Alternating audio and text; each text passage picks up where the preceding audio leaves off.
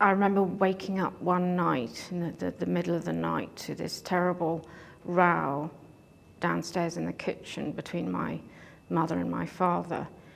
And I got out of bed and I went downstairs, and just as I went into the kitchen, my father smashed a glass into my mother's face.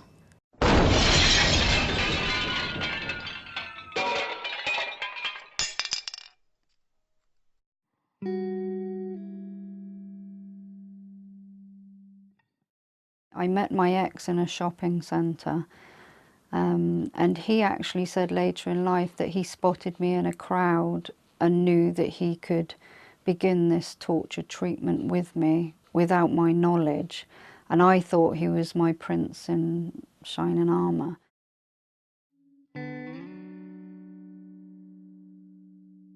It was quite happy. I was all so excited, happy. I've met my man, I've met the man of my dreams, and we were quite happy. Everything was flowing. So, but then things just changed.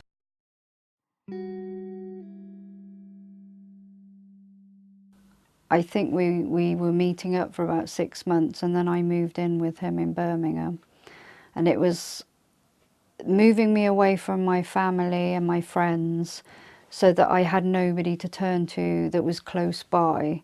I didn't realise at the time that that was part of this control play that these perpetrators do.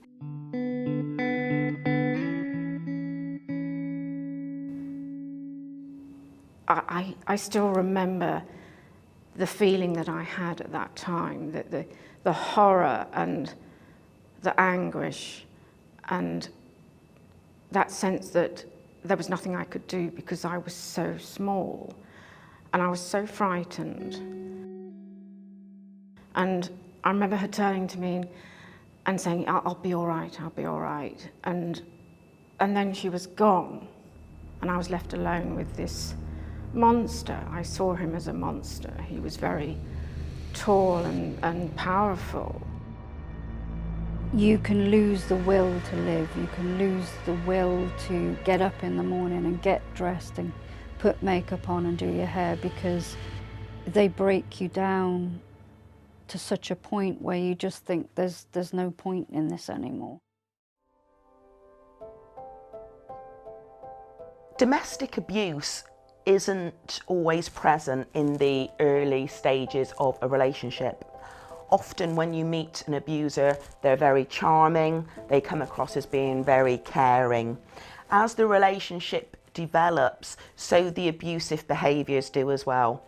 And they're not always physical.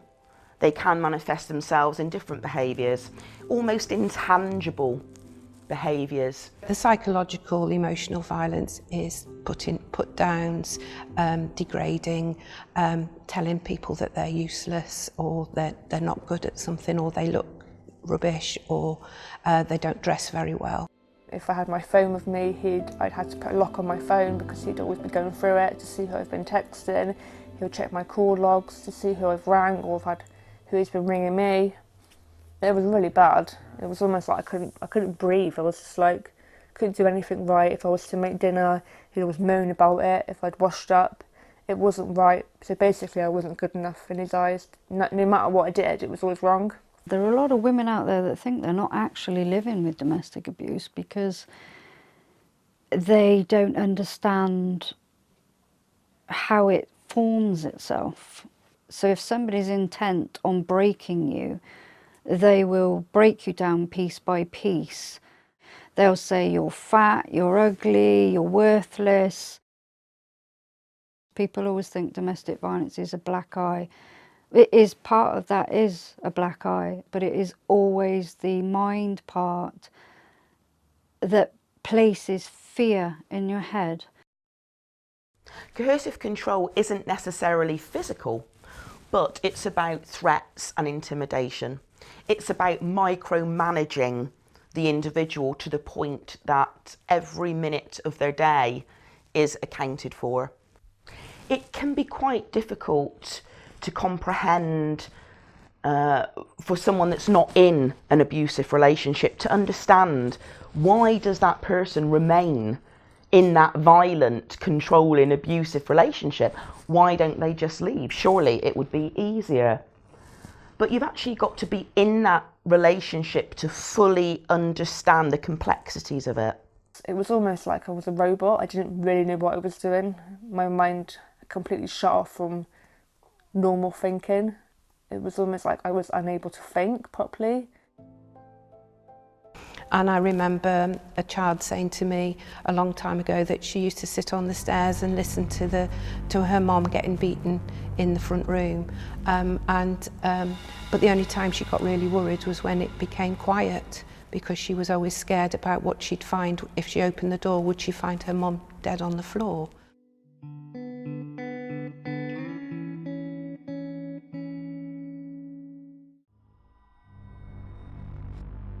We know through research that over 750,000 children are living in violent households across the country. And we know that it has significant impacts on children when they witness domestic abuse and violence. Individuals who are in abusive relationships that have children may think that children don't hear, don't see, don't witness that abuse. But we do know that up to 90% are either in the same room or in a bedroom or a nearby room. So they are hearing and they are seeing what's going on, and they're taking all this on board. And I did carry a lot of guilt for a long time, because I felt that I should have been able to, I had all these things saying I should have been able to help.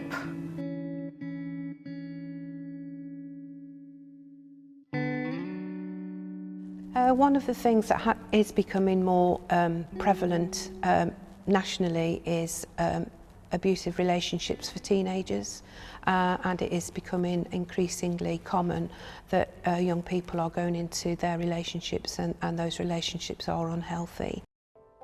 A lot of people, when they're going through their first relationship, if they don't have a healthy template to go by, they will just see as what they're experiencing as being normal.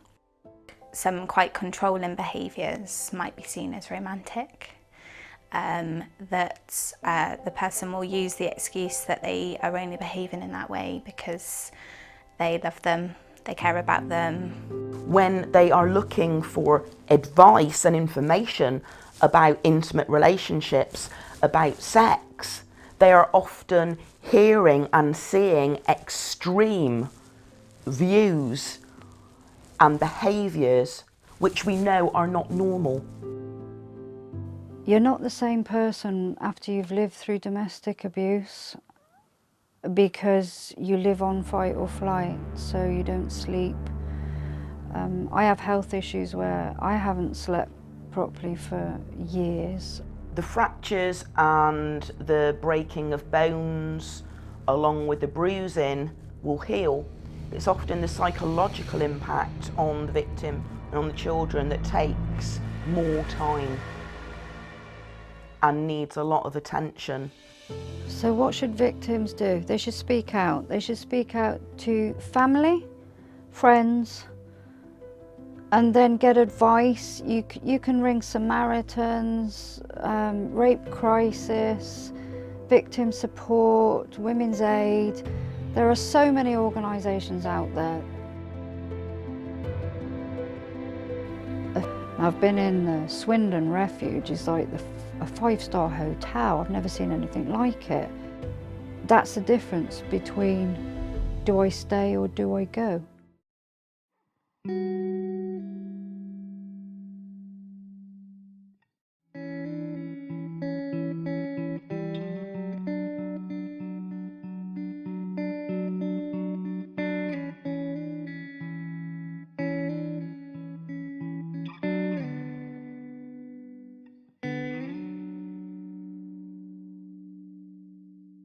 The difficulty we have is for many abusers, perpetrators, they're not often even aware that the behaviours that they're exhibiting are abusive.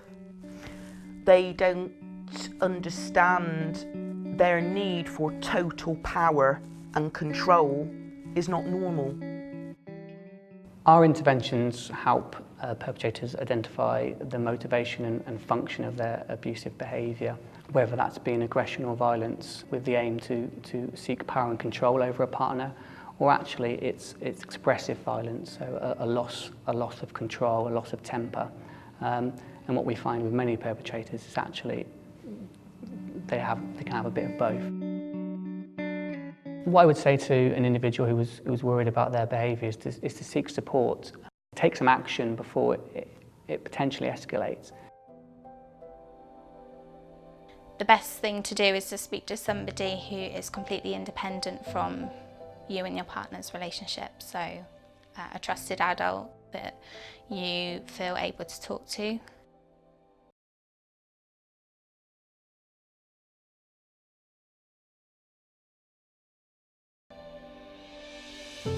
Common sense, use common sense and listen to the inner voice. If you get a little voice questioning something in your head, listen to it.